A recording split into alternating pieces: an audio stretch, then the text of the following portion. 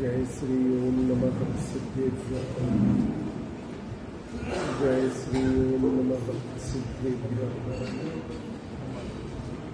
जय श्री ओम नमः सिद्धेभ्यः।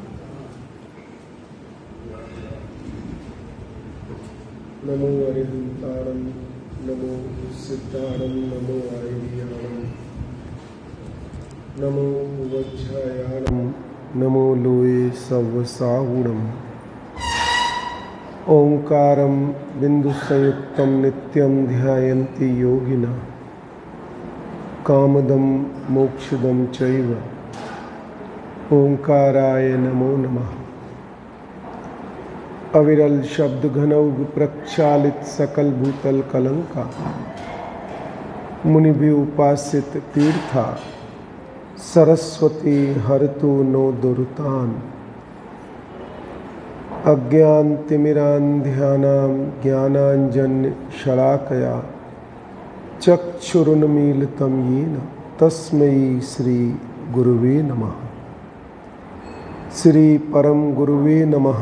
परंपराचार्य गुरुवे नमः। सकल कलुष विध्वंसकम श्रेयसां परवर्धकम धर्म संबंधकम भव्य जीव मनः प्रतिबोधकारकम पुण्य प्रकाशकम पाप प्रणाशकम इदम शास्त्रम श्री समय सारनामधेयम्।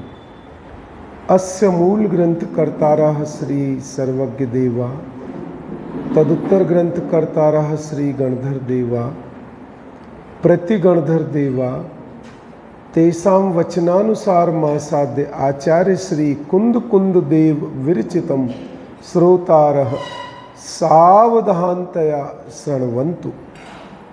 मंगलम भगवान वीरो, मंगलम गौतमो गणी, मंगलम कुंद कुंदाद्यौ, जैन धर्मोस्तु मंगलम।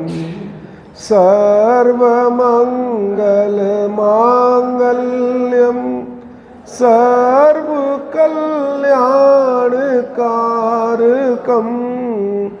प्रधानं सर्वधर्माणां जैनं जयतु शासनम्।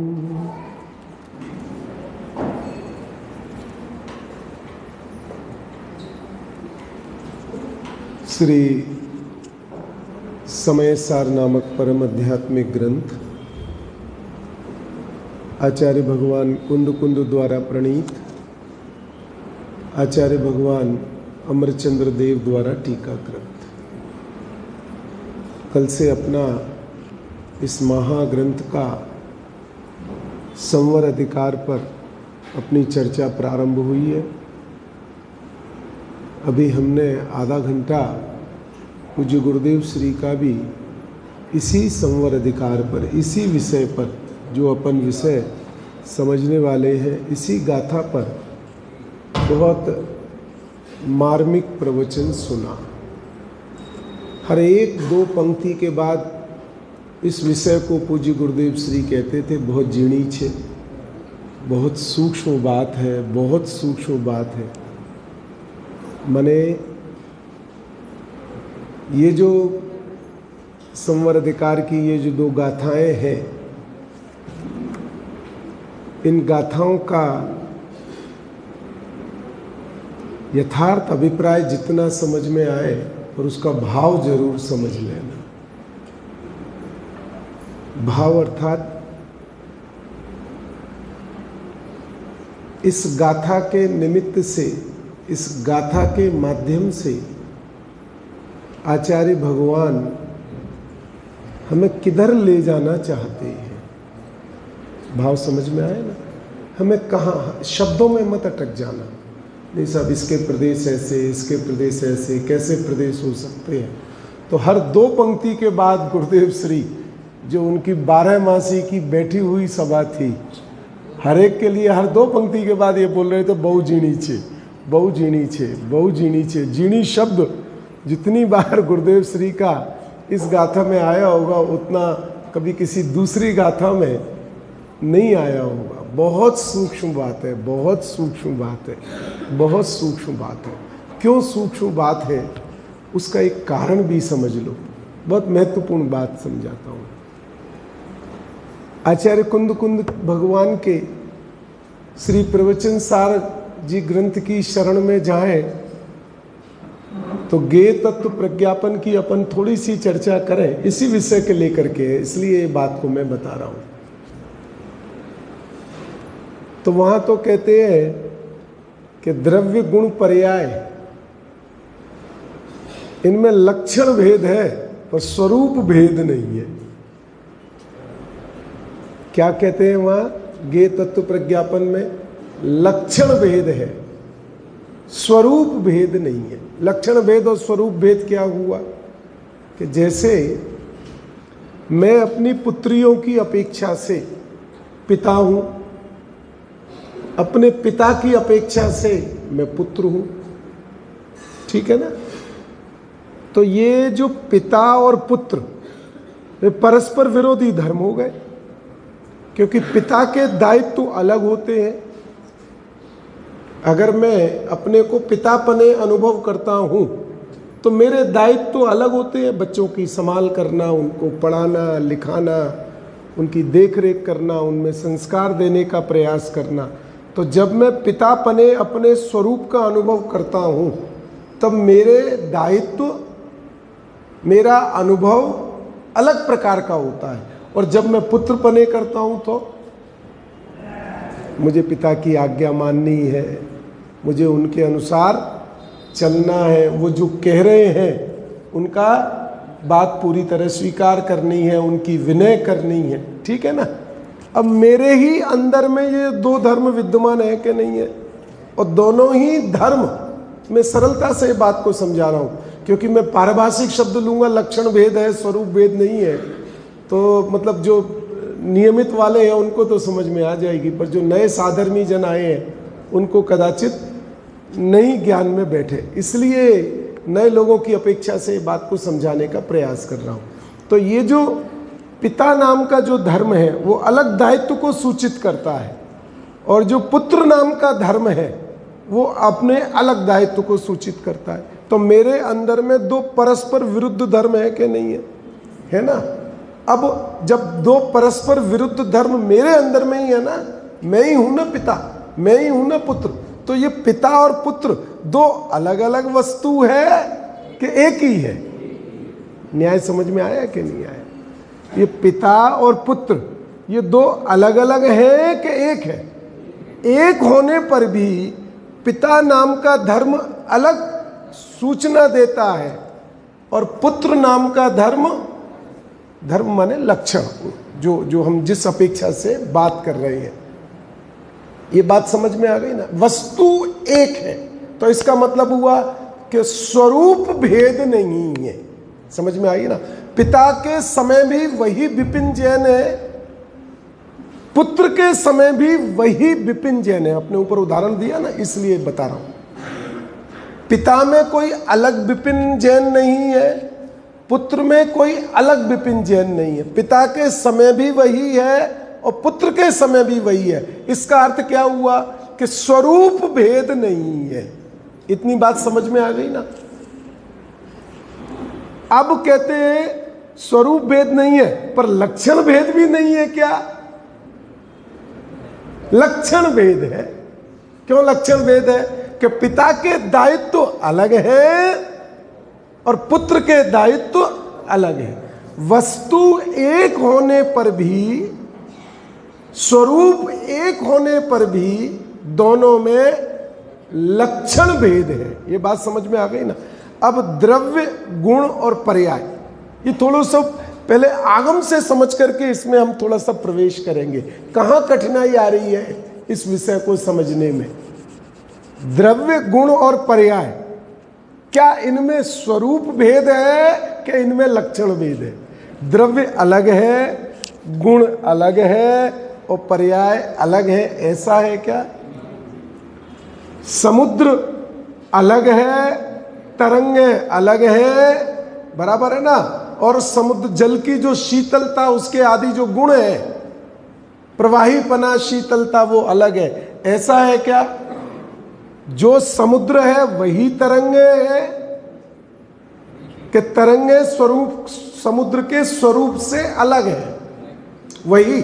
तो तरंगे माने क्या हुआ? अवस्था, पर्याय। और वो जो समुद्र का जो स्वभाव है, शीतल, शांत, गंभीर, वही तरंगों का भी माने वही स्वभाव, वो उसके गुण। तो तीनों में स्वरूप भेद नहीं है। ख्याल में आ गई कि नहीं आ गई बात? तीनों में क्या है? स्वरूप भेद नहीं है, पर तीनों में लक्षण भेद है। ऐसे ही आत्मा में उसके गुण और उसकी पर्याय, इनमें क्या है कि स्वरूप भेद नहीं है। जो आत्मा है, जो आत्मा के प्रदेश है, वही पर्याय के प्रदेश है। जो पर्याय के प्रदेश है, जो आत्मा के प्रदेश है, वही गुणों के प्रदेश है। न्याय समझ में आ गया ना? इतनी बात तो ख्याल में बैठ रही है कि नहीं बैठ रही है? अब यहां जो उपयोग में उपयोग है, क्रोधादि में उपयोग नहीं है, ये बात समझने में बड़ी जो कठिनाई आ रही है, वो किस अपेक्षा से आचार्य भगवान बता रहे हैं, वो अपेक्षा को हमें समझना पड़ेगा। तो ये अपेक्षा क्यों बता रहे हैं, क्यों कहना चाहते हैं इस बात को आचार्य भगवान कि भाई अनादि काल से जो कर्तापना हमारा है ना, उस कर्तापने के कारण से ही ये अनंत संसार है। और वो कर्तापना आता कहां से है कि जिस भावरूप आत्मा परिणमित हो रहा है ना, उन विकारी भावों में, उन विकारी भावों से कर्तापना आके खड़ा होता है। कर्तापना कहां से प्रदीप जी खड़ा हो रहा है कि जो आत्मा में जो विकारी भाव है, जो शुभ अशुभ भाव है, अशुभ भाव आया तो मुझे इससे बचना है, शुभ भाव आया तो मुझे इसमें और जाना है। ये जो शुभ अशुभ विकारी भाव है, इन शुभ अशुभ विकारी भावों के कारण ही आत्मा का कर्तापना है। एक बात, इन शुभ अशुभ विकारी भावों में आत्मपना होने से जो ज्ञान स्वभाव की खोज है, अनादिकाल से आत्मा ने की नहीं। दूसरा कारण समझ में आया ना? दूसरा क्या कारण? कि सदैव उन्हीं शुभ अशुभ भावों में आत्मपना रहा, मैं पना रहा, तो वो जो उसका असली स्वरूप था, कौन सा? ज्ञान स्वभाव, वो असली स्वरूप का कभी उसने निर्णय नहीं किया। तो आचार्य भगवान को तलवार लेके दो भागों को भिन्न करना पड़ा, दो भागों को भिन्न करना पड़ा। क्या बोलना पड़ा? भाई प्रदेश भिन्न है। क्या बात करता है? अभी ये बात को माने क्यों इतनी कठोरता से, वही आचार्य कुंद भगवान प्रवचन सार जी में कह रहे हैं कि पर्याय के प्रदेश और गुण के प्रदेश और द्रव्य के प्रदेश भिन्न नहीं होते हैं। कह रहे हैं कि नहीं कह रहे हैं? कि कोई दूसरे आचार्य कह रहे हैं? वही उनके टीकाकार आचार्य अमरचंद्र भगवान ये कह रहे हैं। क्या कह रहे हैं? कि तीनों में स्वरूप भेद नहीं है, तीनों में लक्षण भेद है। जो गुण है वो पर्याय नहीं है, जो पर्याय है वो द्रव्य नहीं है। इतना तो बता रहे हैं, पर तीनों भिन्न भिन्न है ऐसा नहीं कह रहे हैं। और यहां कह रहे हैं आचार्य भगवान, अरे तेरे जो गुण का परिणमन है ना, जो ज्ञान गुण का परिणमन है और ज्ञान गुण में जो क्रोधादि का परिणमन है, दोनों के प्रदेश भिन्न है। अंतर समझ में आ रहा है कि नहीं आ रहा है? कितनी मुश्किल है बोलो। इस चर्चा को समझना, इस चर्चा को समझना है तो समझने लायक, पर वो उस बात को समझना, गले से उतारना, अनुभव में आना, कितना सूक्ष्म उपयोग। मैं पढ़ रहा हूं, पर भी मेरे दिमाग में वो बारंबार गुरुदेव की बात बहुत कोशिश कर रहा हूँ, पर वो जो गुरुदेव कह रहे हैं ना, झीणी बात है, बहुत अभ्यास की मैंने बात। तो स्वरूप तो समझ में आता है कि ये जिस अपेक्षा से कह रहे हैं, और ये अपेक्षा अपने लिए लाभकारी है, कार्यकारी है। जब तक निर्दयता से, कठोरता से उसको भिन्न नहीं करेंगे, तब तक हम छोड़ने वाले नहीं हैं। ये डायबिटीज के मरीज होते हैं ना, मैं भी हूँ, प्रदीप जी आप भी हो, तो वो जो डायबिटीज के जो स्पेशलिस्ट डॉक्टर होते हैं उनके पास जाएं तो वो मरीज का स्वभाव जानता है।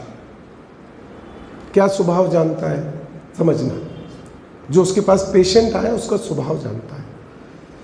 तो वो उससे कहता है, वो मरीज से पेशेंट पूछता है कि साहब दवाई तो ले ही रहा हूँ, थोड़ी बहुत मिठाई खा सकता हूँ क्या? क्या पूछता है वो उससे? तो वो समझ जाता है, शक्कर की ओर देखना भी नहीं, खाने की बात नहीं, क्या कहता है? मिठाई की ओर देखना भी नहीं। समझना, एक पेशेंट को वो उपदेश दिया, बाजू में ही एक और उसके भाई बैठे हुए थे पहचान वाले, दवाई दे दी, उसको रवाना किया।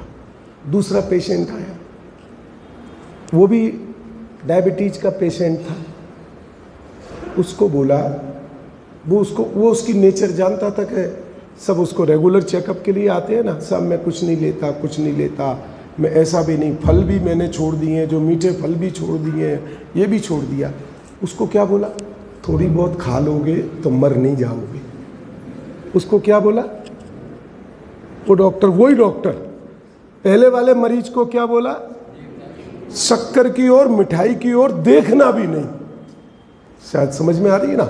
और वही डॉक्टर दूसरे मरीज को, दोनों ही सेम लेवल के हैं, माने डायबिटीज में दोनों ही एक ही लेवल के हैं, लेवल में कोई फर्क नहीं है। दूसरे को क्या बोला? कुछ थोड़ी बहुत खा लोगे, कभी फल फ्रूट खा लोगे, कभी कभार मिठाई खा लोगे तो मर नहीं जाओगे, थोड़ी बहुत चलती है। क्यों ऐसा बोला? बोलो। ऐसा डॉक्टर ने एक ही बीमारी के दो पेशेंट्स को, दो मरीजों को, ये डॉक्टर ने दो अलग अलग प्रकार का उपदेश क्यों दिया, इसका उत्तर दो। अगर एक को कहता कि थोड़ा, पहले वाले को कहता कि कोई बात नहीं, तो कोई बात का मतलब है कि अभी तो थोड़ी खा रहा है, उन्होंने कि डॉक्टर ने कही है कोई बात नहीं, तो वो अपनी मिठाई की खुराक खूब बढ़ा लेता। समझ में आया कि नहीं आया? तो पहले वाले के लिए ये उपदेश और दूसरे वाले के लिए ये उपदेश कि थोड़ा बहुत खा लोगे तो कोई दिक्कत वाली बात नहीं है, मर नहीं जाओगे। ऐसे ही सारी जिंदगी तत्वाभ्यास करते करते हो गए हो, मिथ्या तो वहीं का वहीं है, वो शुभ अशुभ भावों में हमारे परिणाम वहीं के वहीं है। आचार्य भगवान आश्रम अधिकार पूरा करते करते संवर अधिकार पे आ गई, समझना। और अब अनादि वाला मिथ्यात्व टस से मस होने को तैयार नहीं है। वो जो रागादि भाव में कर्तापना है, अहमपना है, मैं पना है, शुभ भावों में वो वैसा का वैसा बना हुआ है। तो आचार्य भगवान ने क्या उपदेश दिया? भाई अरे तेरे राग द्वेष आदि के प्रदेश भिन्न है, तेरे ज्ञान के प्रदेश भिन्न है। तू रागादि में क्यों अपनेपन की अनुभूति करता है? क्यों उपदेश इतना कठोर देना पड़ा? अंतर समझ में आया? क्यों आचार्य भगवान ने इतना कठोर उपदेश दिया कि जिन रागादि भावों से, जिन मोह के परिणामों से, और मुख्य रूप से शुभ भावों से, मैं जो आत्मबुद्धि के कारण से मैं अपने ज्ञान स्वभाव का निरादर कर रहा हूं, अपने ज्ञान स्वभाव की ओर नहीं जा रहा हूं। मुक्ति का मार्ग तो ज्ञान स्वभाव के अलावा कहीं से प्राप्त होने वाला है नहीं। और इसी में ही, इन्हीं शुभ भावों की मंदता में ही अगर ये पूरा का पूरा मनुष्य भाव चला गया, अहम पने, मैं पने, तो वो कहते हैं कि चिंतामणि रत्न आया हुआ हाथ से निकल जाएगा। इसलिए आचार्य भगवान ने कठोरता से कही, अनुभव कर देख अंदर में। सर्वज्ञ भगवान कहते हैं कि ज्ञान के प्रदेश भिन्न है, क्रोधादि के प्रदेश भिन्न है। समझ में? कितने, इतनी कठोर बात, इतनी सूक्ष्म बात आचार्य भगवान ने क्यों कही? उसके पीछे ऐसा था कि मेरा जो मैंपना, मेरा जो आनंद, मेरी जो संतुष्टि अभी इन सब क्रियाओं में हो रही है, उस संतुष्टि के कारण से क्या हो रहा है? उस संतुष्टि के कारण से मैं अपने ज्ञान स्वभाव की खोज नहीं कर पा रहा हूं। सबसे बड़ा घातक तकलीफ क्या है? पुण्य से और कोई तकलीफ नहीं है। सबसे बड़ी तकलीफ क्या है? कि वो स्वभाव की ओर नहीं जाने देता है। बस उसके जो विकल्प है वो विकल्प संतुष्टि पैदा करते हैं। पाप के विकल्प संतुष्टि पैदा नहीं करते। पाप के विकल्पों में, अशुभ भाव विकल्पों में, तीव्र कसाय के विकल्पों में कभी हमें संतुष्टि नहीं होती है। सदैव खेद वर्तता है। क्यों आया? नहीं आना चाहिए।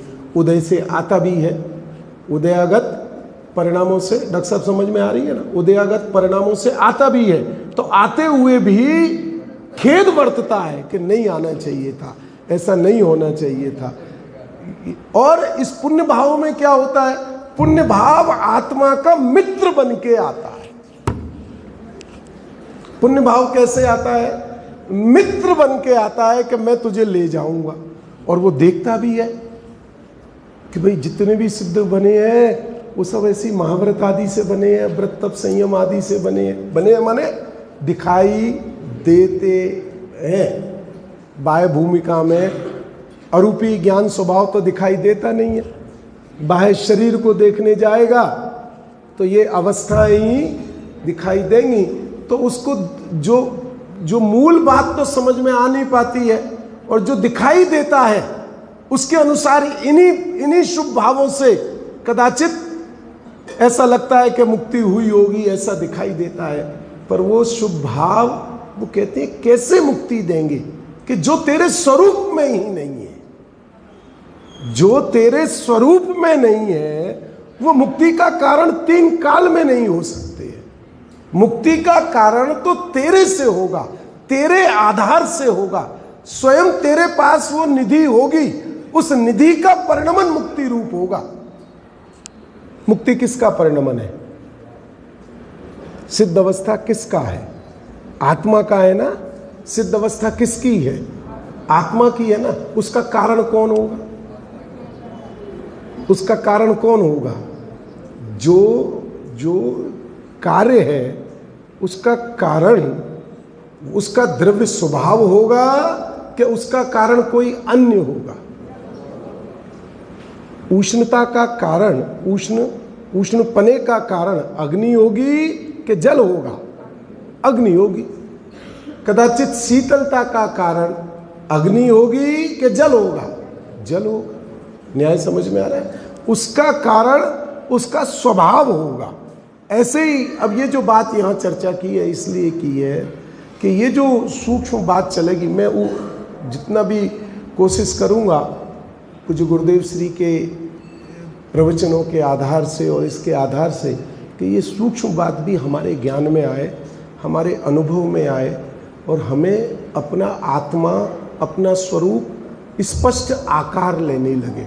अभी हमारी तकलीफ क्या है कि जिसका अनुभव करना है उसका पहले कोई ज्ञान में एक आकार निर्मित होता है। जिस वस्तु का निर्णय करना है, जिस वस्तु का स्वरूप जानना है, समझना है, उसका एक आकार निर्णय होता है। देखो, जैसे हमें कहीं घूमने जाना हो, ऑस्ट्रेलिया जाना हो या कहीं विदेश में घूमने जाना हो, हमने जगह तो देखी नहीं है, तो हम अपने दिमाग में क्या कल्पनाएं करते हैं? कोई कल्पना करते हैं कि नहीं करते हैं? कल्पनाएं करते हैं। भले ही वो घर लिया है, वो ऐसा है, वहाँ जैसे जैसे उसका जो लिटरेचर पढ़ते हैं, उस पढ़ने के साथ में हमारे ज्ञान में कोई वस्तु आकार लेती है कि नहीं लेती? भले ही वैसी हो या ना हो। कि वो घर है, घर के पीछे गार्डन है, गार्डन के पीछे समुद्र है, तो वो वैसी की वैसी जो यथास्थिति है वो भले ही अभी ज्ञान में ना आ रही हो, पर उसका आकार अपने ज्ञान में आने लगता है कि नहीं आने लगता है। और आकर के फिर वहाँ जागते हैं तो उसका यथार्थ मेल होता है कि मैं जो कल्पना कर रहा था तो कल्पना चली जाती है और यथार्थता भासित हो जाती है। ऐसे ही ये जो बात आचार्य भगवान की हम समझ रहे हैं, कर रहे हैं, इसका साथ की साथ ज्ञान में आकार बनाते चलो। क्या कहना चाहते हैं?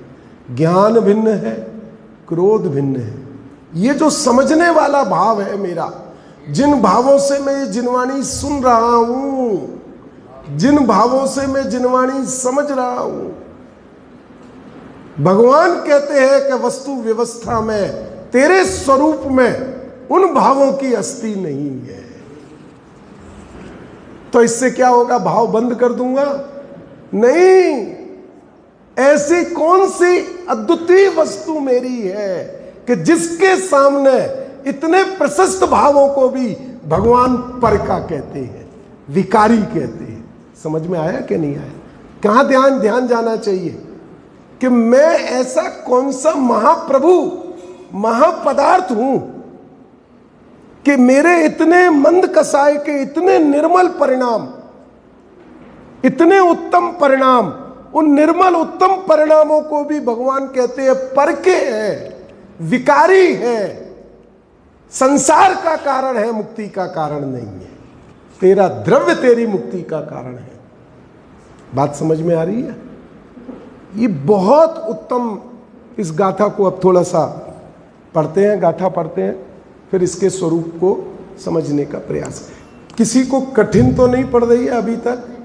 कठिन पड़ रही हो तो बता देना, और सरल करने का प्रयास करूंगा जितना हो सकेगा इस आगम के आधार से। पर इतनी बात समझ लो, अब ये कड़वी दवाई तो नाक बंद करके पीनी ही पड़ेगी। समझ में आ रही है कि नहीं आ रही है बात? एक कुछ दवाइयाँ तो ऐसी होती हैं कि जिसमें जो बच्चों के लिए बनती है वो कैसी बनती है? वो मीठी बनती है। नहीं तो बच्चे कड़वी दवाई नहीं पिए। तो बच्चों के लिए तो मीठी दवाई की मजबूरी है, बड़ों के लिए नहीं है। इसलिए जो सभा है ना, ये पूज्य गुरुदेव श्री के प्रवचनों को सुनने वाली सभा है, तो ये बड़ों की सभा हो गई। अब यहाँ तो दारुणता से, कठोरता से उस आश्रम भावों को विदारण करने की आवश्यकता है। उन आश्रम भावों से अपने आप को भिन्न करने की आवश्यकता है। इसलिए ये संवर अधिकार की गाथा चुनने का भी एक यही मुख्य प्रयोजन था कि हमें अपने स्वरूप की जितनी निकटता हो सके उतनी निकटता हो जाए। देखो अब गाथा पढ़ लेते हैं।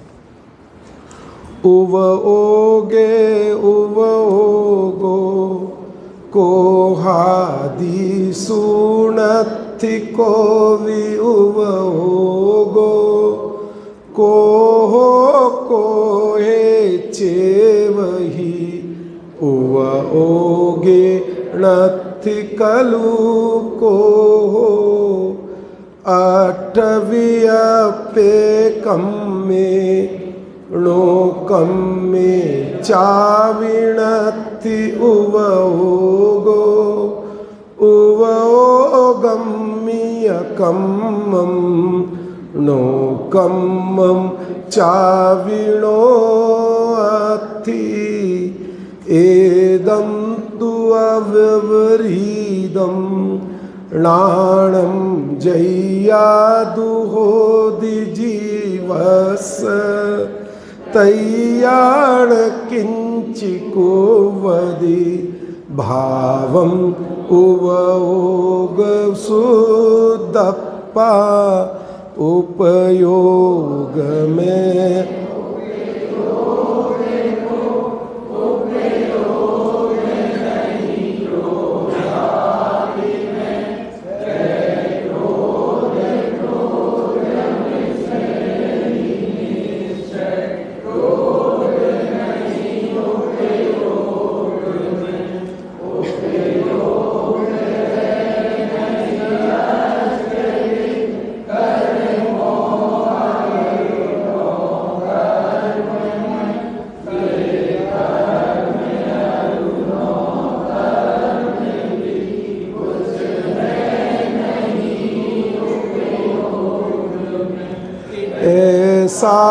अविपरीत ज्ञान जब ही प्रगटता है जीव के तब अन्य कुछ उपयोग शोधात्मा करे। आचार्य कुंद भगवान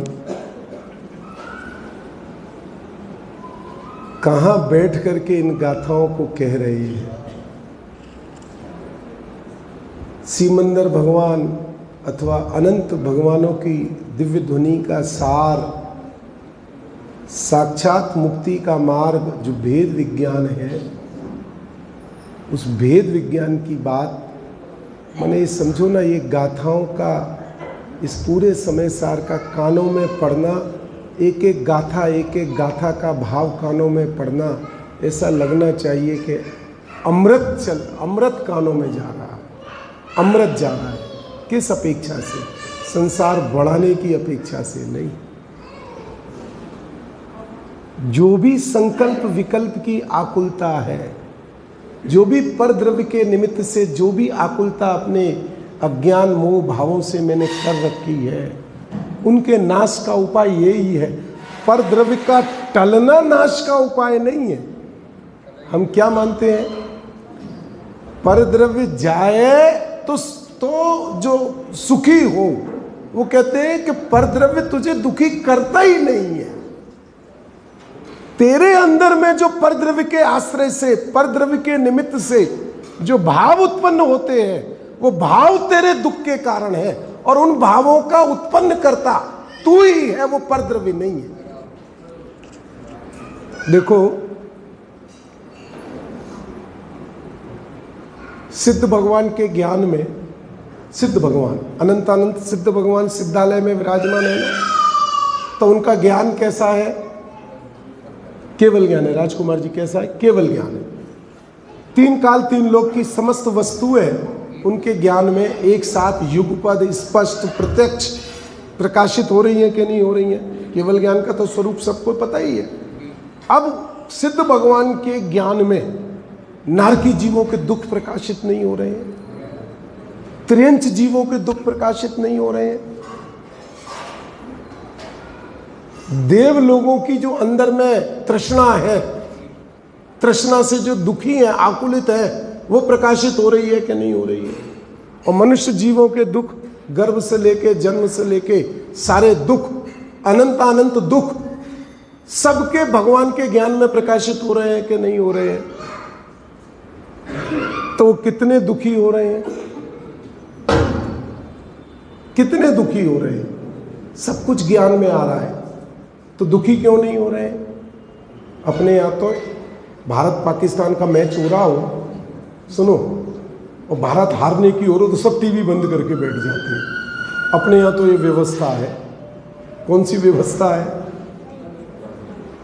कोई आपको ऐसा कोई दृश्य नहीं देखना हो तो अपने पास तो व्यवस्था है, अपना टीवी बंद करो और उस विकल्प से निवृत्ति, वो जो आकुलता हो रही थी ना, मैंने तो उदाहरण दे रहा हूँ, तो उस आकुलता से टीवी के ज्ञान, टीवी के कारण से निमित्त आकुलता हो रही थी, टीवी बंद किया और वो आकुलता हमारी, मतलब हमारे पास तो स्विच है आकुलता उत्पन्न करने का और आकुलता को बंद करने का।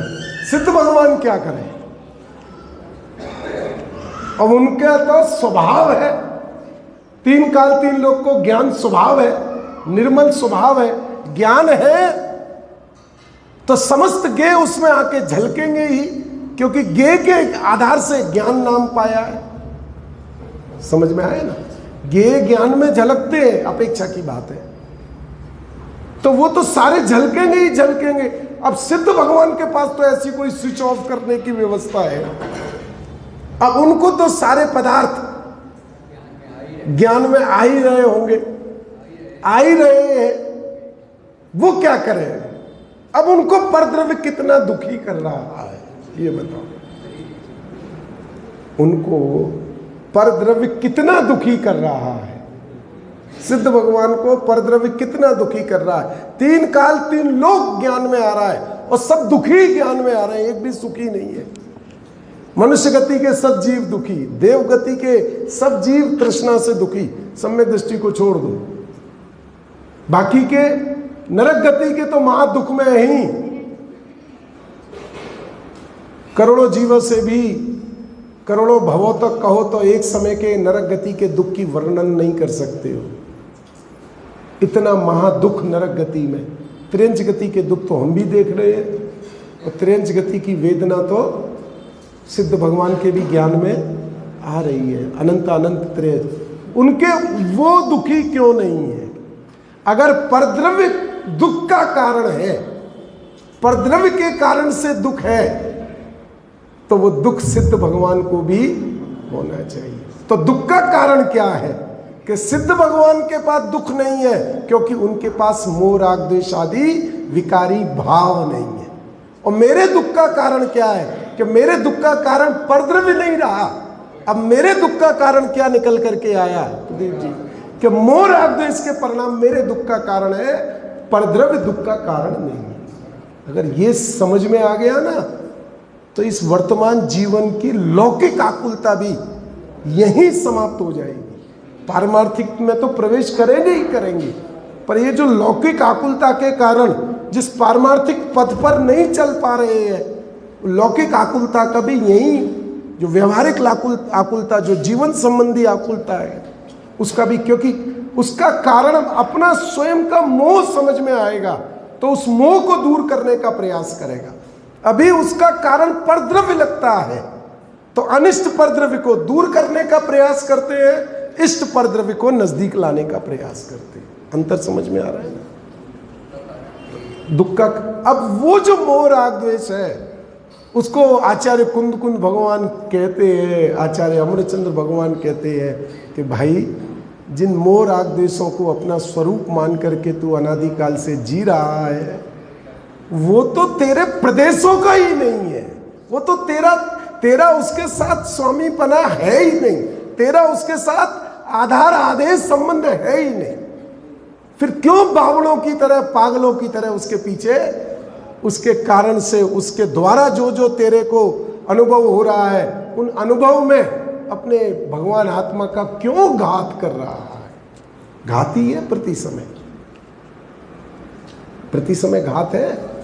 क्यों घात है प्रति समय?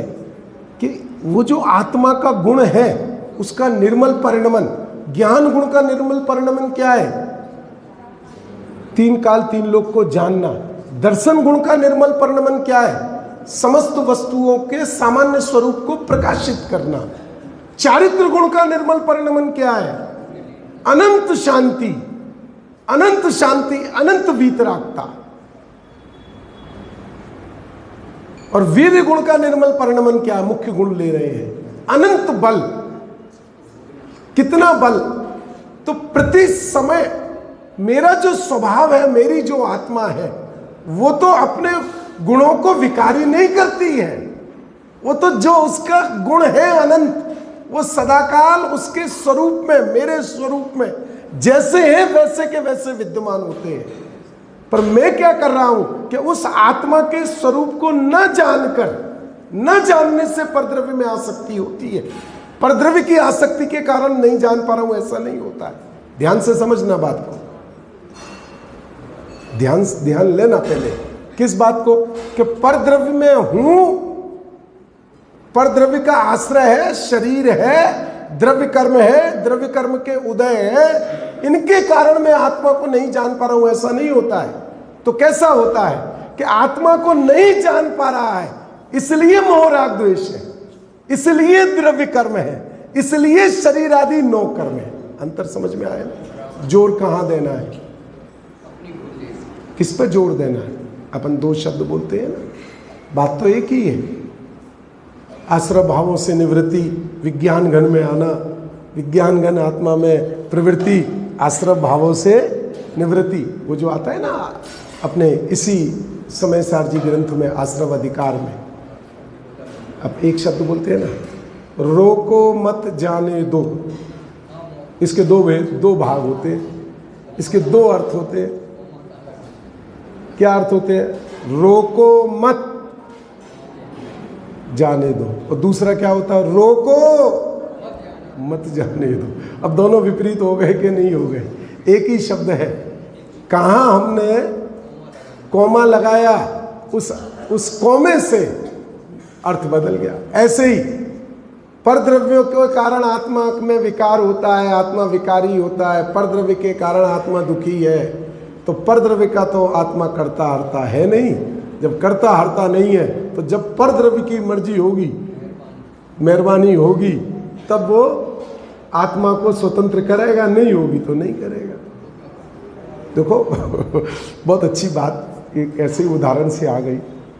गांधी जी ने स्वतंत्रता कैसे ली? गांधी जी ने जब 1947 में अपने भारतवर्ष को स्वतंत्र कराया तो किस विधि से कराया? उन्होंने अंग्रेजों के सामने हाथ नहीं जोड़े। उन्होंने क्या कहा कि आप हमें स्वतंत्र करो, ऐसा नहीं कहा। उन्होंने क्या कहा? हम स्वतंत्र हैं, स्वतंत्रता हमारा जन्म सिद्ध अधिकार है। याद आया गांधी जी का क्या वाक्य था? स्वतंत्रता हमारा जन्म सिद्ध अधिकार है। बस एक नारा दिया, उस एक नारे ने सारे विदेशियों को जिन्होंने हमें गुलाम बना रखा था, वो सारे के सारे छोड़ के चले गए। और वो जो लड़ते रहे, शहीद होते रहे, वो शहीद ही होते रहे, आजाद नहीं करा पाए। क्योंकि शहीद होने वाले ये कह रहे थे कि तुम छोड़ो हमारे देश को, तुम छोड़ो, तुमने हमारे ऊपर कब्जा कर लिया है, तुम छोड़ो, तुम छोड़ो।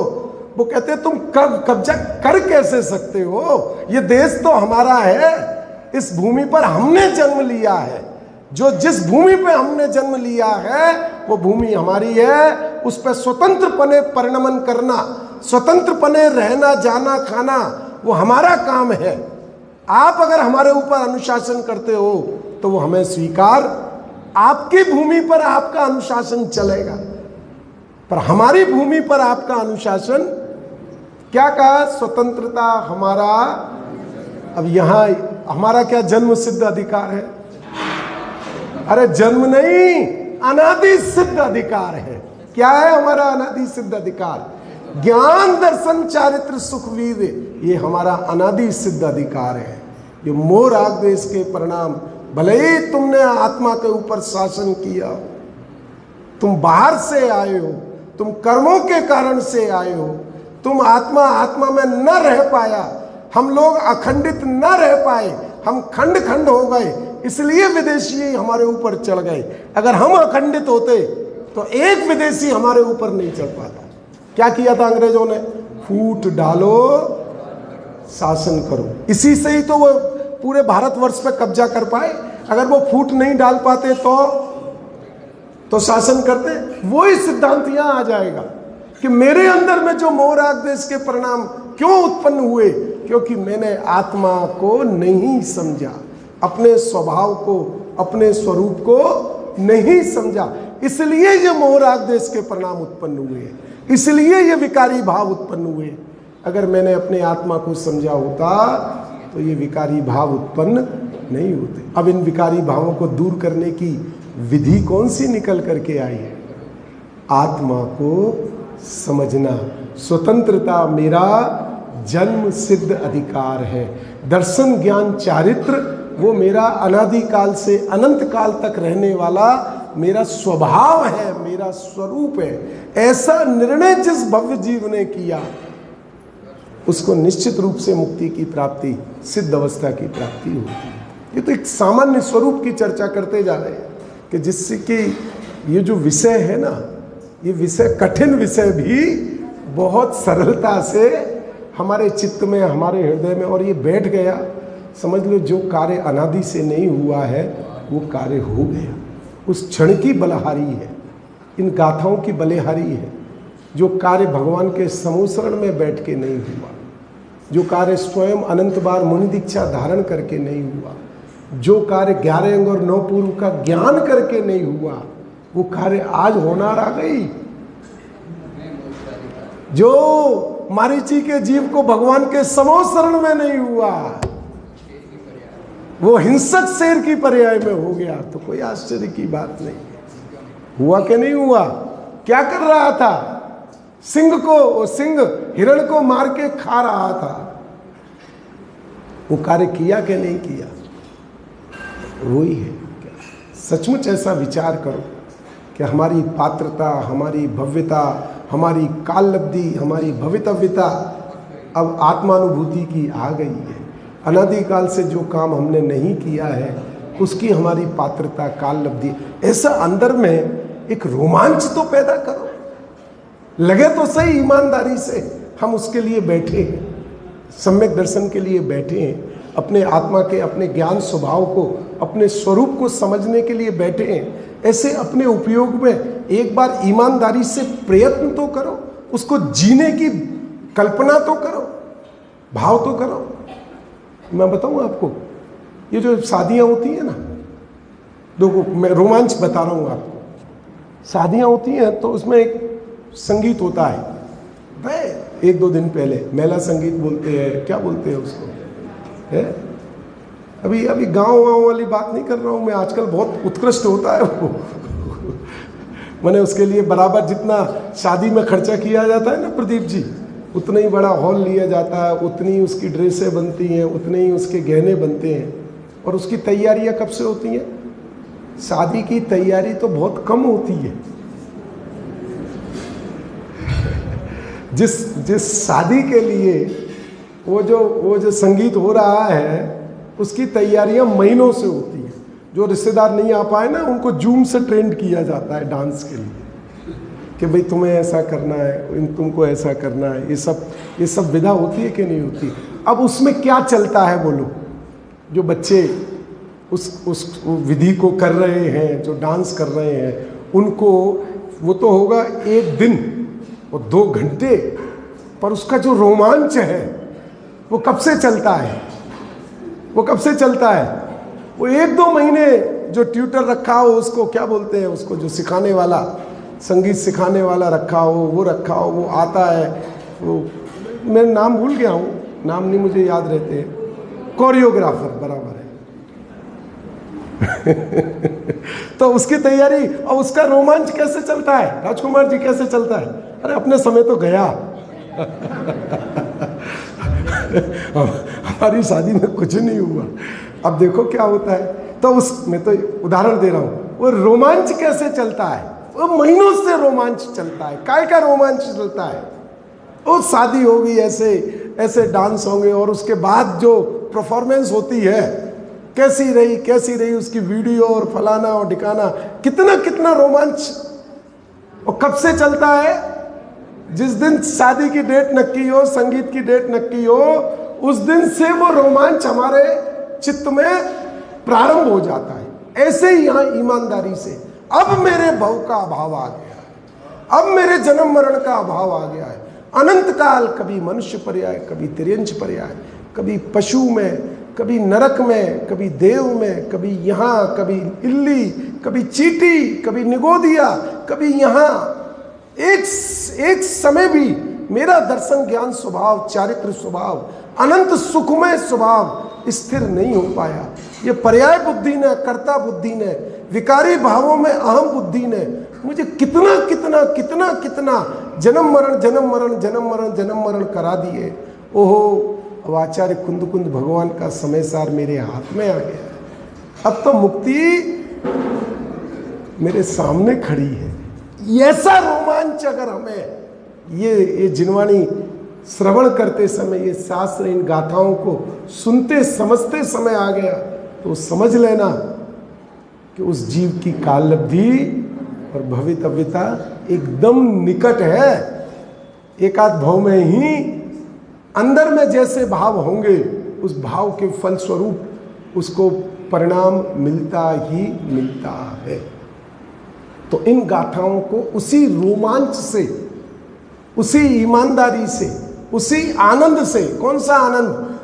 जन्म मरण के अभाव वाला आनंद, अपने स्वरूप को स्वरूप में प्रतिष्ठित करने वाला आनंद, सिद्ध भगवान का जो अनंत आनंद है, अब उस अनंत आनंद की श्रेणी में जाकर के मैं बस जाऊंगा, अपने ही आधार से बसूंगा, उसमें किसी दूसरे का कोई कारण नहीं है। निमित्त रूप से जिनवाणी है, पर वो जिनवाणी ये कह रही है कि निमित्त कुछ नहीं करता है। तेरा आधार, तेरी शक्ति, तेरा पुरुषार्थ तेरे से ही होगा, किसी अन्य द्रव्य की सापेक्षता में ये कार्य होने वाला नहीं। अब इसकी गाथा का अपन थोड़ा आगे चलते हैं, भाव समझते हैं। गाथार्थ पहले पढ़ लेते हैं, फिर इसकी टीका पढ़ेंगे।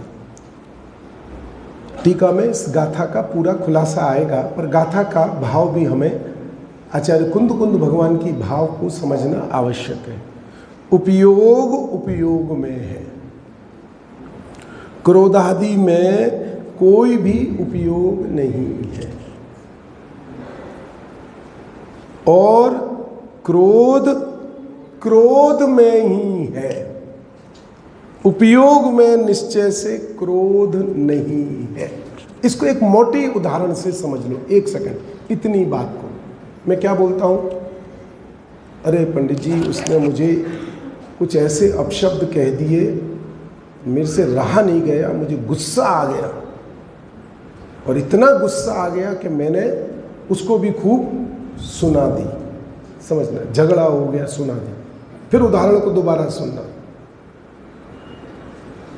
मुझे उसने ऐसे अपशब्द कह दिए, ऐसी बात कह दी जो कि ठीक नहीं थी, तो मुझे उसको सुन करके इतना गुस्सा आ गया, मैंने भी उसको खूब सुना दिया और पिटाई भी कर दी। समझना, ये हुआ ना एक बात। अब दूसरी बात, उसको उसकी गलती पंडित जी समझ में आ गई। थोड़ी देर बाद उसने मेरे से माफ़ी मांगी, और उसने माफ़ी मांगी तो मेरा गुस्सा चला गया।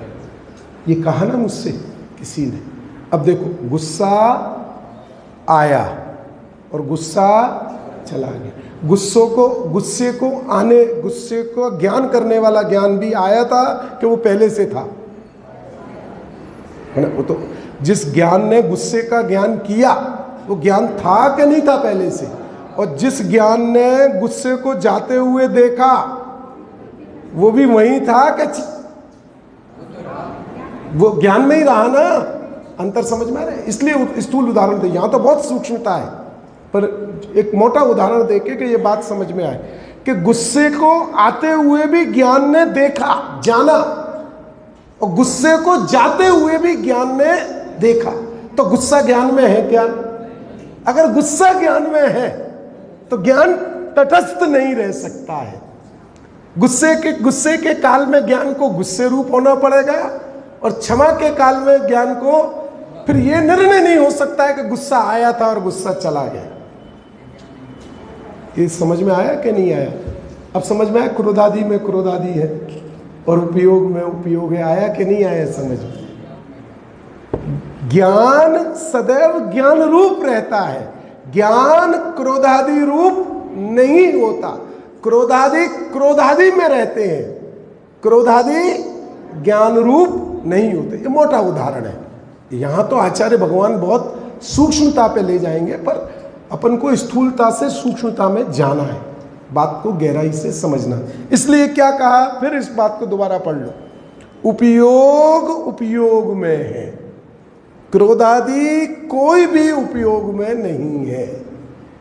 क्रोध क्रोध में ही है, ही शब्द लगाया। क्रोध क्रोध में ही है, उपयोग में निश्चय से क्रोध नहीं है। निश्चय शब्द दिया, परमार्थ से नहीं है। संयोग संबंध, निमित्त नैमित्तिक संबंध, उन संबंधों के कारण से तो उपयोग में क्रोध है। क्यों है? वही आचार्य कुंद भगवान प्रवचन सार जी में कहते हैं कि शुभ भाव से परिणमित आत्मा शुभ है, अशुभ भाव से परिणमित आत्मा अशुभ है, शुद्ध भाव से परिणमित आत्मा शुद्ध है। वही आचार्य भगवान जो यहाँ कह रहे हैं उपयोग में उपयोग है, क्रोध आदि में उपयोग नहीं है। क्रोध में उपयोग नहीं है। वही आचार्य कुंद भगवान प्रवचन सार जी में जो वस्तु व्यवस्था का स्वरूप और सिद्धांत और न्याय बताते हैं, तब उस समय वो क्या कह रहे हैं आचार्य भगवान? ये मैं इसलिए बोल रहा हूं कि कहीं परस्पर विरोध दिमाग में नहीं आए, दोनों ही अपेक्षाओं को यथार्थ समझते हुए चले। वहां आचार्य कुंद भगवान क्या कह रहे हैं? शुभ भाव से परिणमित आत्मा शुभ है, अशुभ भाव से परिणमित आत्मा अशुभ है, और शुद्ध भाव से परिणमित आत्मा शुद्ध है। ख्याल में आई ना? तो वो बात। और यहां दूसरी बात इसलिए कह रहे हैं निश्चय से। क्या शब्द डाला? निश्चय से, परमार्थ से। क्रोध में है और उपयोग में है। देखो, निश्चय से क्रोध नहीं है। अब दूसरी बात, 8 प्रकार के कर्मों में और 9 कर्म में उपयोग नहीं है, वो तो अपन जानते ही है। समस्या तो ये भाव उपयोग में आ रही है, मोह राग द्वेष में आ रही है। ये चिद विकार है, चैतन्य के विकार है। 8 प्रकार के कर्मों की तो रचना है, वो तो स्पष्ट रूप से पुद्गल की है, जड़ रूप है, तो उसको तो समझना इतना कठिन नहीं है। तो अभी आचार्य भगवान को तो पूरी वस्तु व्यवस्था को अरे जड़ मान करके भी उन्हीं जड़ कर्मों के लिए प्रयास कर रहे हैं। क्यों? स्वर्ग कौन ले जाएगा भाई साहब? कौन ले जाएगा स्वर्ग? अब आत्मा की अकेले की ताकत तो है नहीं कि स्वर्ग जा सके, तो किसके भरोसे जाएगा? भले कर्म बांध लो। जब भले कर्म बांध लोगे तो वो कर्म ही स्वर्ग ले जाएंगे। आत्मा को कौन ले जाएगा स्वर्ग? सैटेलाइट को अंतरिक्ष में कौन स्थापित करेगा? भाई रॉकेट की चाहिए जरूरत। वो अगर वो लॉन्चर वो नहीं होगा तो हमारे इस सैटेलाइट उपग्रह समझ गए ना, उसको कौन अंतरिक्ष में स्थापित करेगा?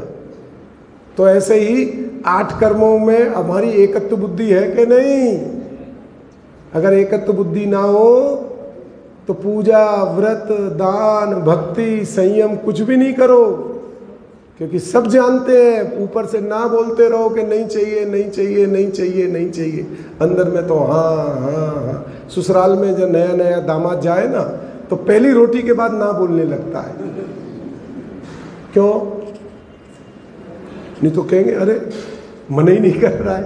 पहली, फिर एक सासू माँ देंगी, फिर एक साली आके देगी, फिर एक साला आके देगा, उसको भी पता है, और हर बार वो ना बोलता रहेगा। ऐसी हमारी क्या स्थिति है प्रदीप जी? वही स्थिति है। नहीं, हमें नहीं चाहिए, हमें तो ये सब विकारी भाव है, हमें तो सब ऐसा है, ऐसा है, ऐसा है। सब भाषा वर्गणा में तो सिद्ध भगवान जैसे हो गए हम सब। मतलब जो सिद्ध भगवान का श्रद्धान है ना, और भाव भाषण में शून्य है।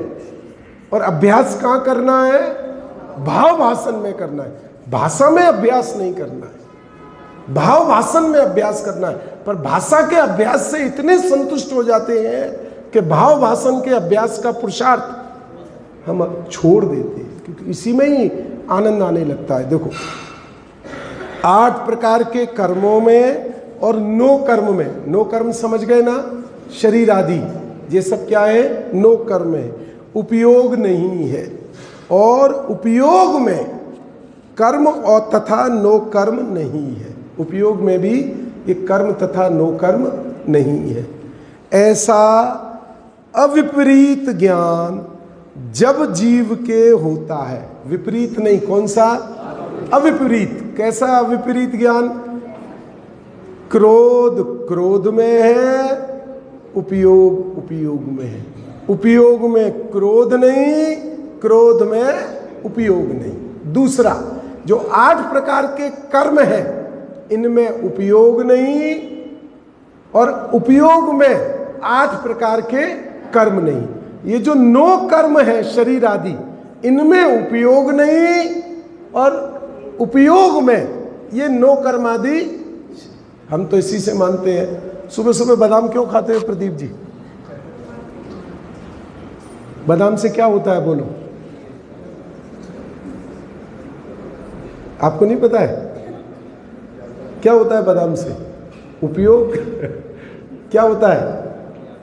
तीक्ष्ण होता है कि नहीं होता है? बुद्धि बोलते हैं कि नहीं बोलते? बच्चों को बादाम दो, सुबह सुबह रोज उठ के 4 भीगे हुए 6 भीगे हुए बादाम खाओ, क्या होगा? एकदम। तो वो बादाम से उपयोग, बादाम कुछ उपयोग में करता है कि नहीं करता है? वहां नहीं सोचते हैं उस समय कि उपयोग भिन्न है और बादाम, अरे 9 कर्म भिन्न है और उपयोग भिन्न है। मैं तो अभी बहुत आश्चर्य की बात बताता हूँ, समय हो गया है, अब कल बात करेंगे। पर बहुत महत्वपूर्ण बात है, 1 मिनट सुन के जाओ। ये जो हमारा ज्ञान है ना, ज्ञान जिससे हम सारी चतुराई और सारा कर रहे हैं, ये मालूम है काय पे टिका है? ये नमक पे टिका है। काय पे टिका है? सोडियम, पता है डॉक्टर साहब काय पे टिका है? सोडियम। सोडियम है ना, सोडियम। सोडियम कम हो जाए ना तो हमने देखा हमारे माताजी वगैरह को, तो वो भूल जाती थी, कुछ भी याद नहीं रहता था, पहचान नहीं पाते एक दूसरे से कौन है क्या है। तो डॉक्टर से पूछा क्या हो गया? अरे कुछ नहीं हो गया, सोडियम कम हो गया है, थोड़े नमक के कैप्सूल दे दो तो ठीक हो जाएगा। तो मुझे समझ में आया कि ये चैतन्य ज्ञान जड़ नमक पर टिका हुआ है। सच्ची है ये बात, कोई झूठी नहीं है।